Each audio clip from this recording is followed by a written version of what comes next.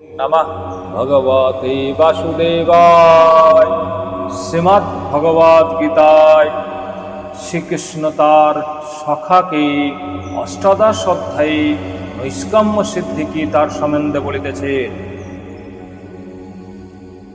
কর্মমাত্রই দোষযুক্ত বা বন্ধনের কারণ। কর্মফলে দেহ ধারণ, আবার দেহ ধারণ হইলেই কর্ম। এই জন্ম কর্মচক্রের নিবৃত্তি নাই।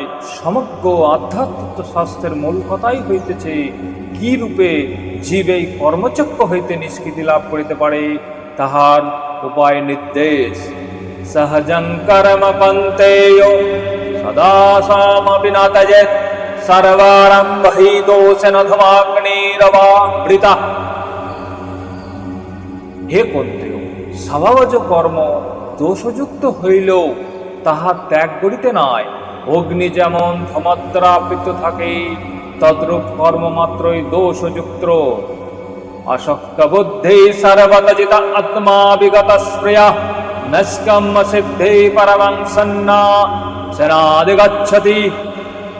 যিনি সর্ববিষয়ে অনাসক্ত, জিতেন্দ্রিয়, নিষ্ক্রিয়, তিনি কর্মফলের ত্যাগের দ্বারা নৈষ্কম্য সিদ্ধি লাভ করেন, অর্থাৎ কর্মবন্ধন হইতে মুক্ত হন।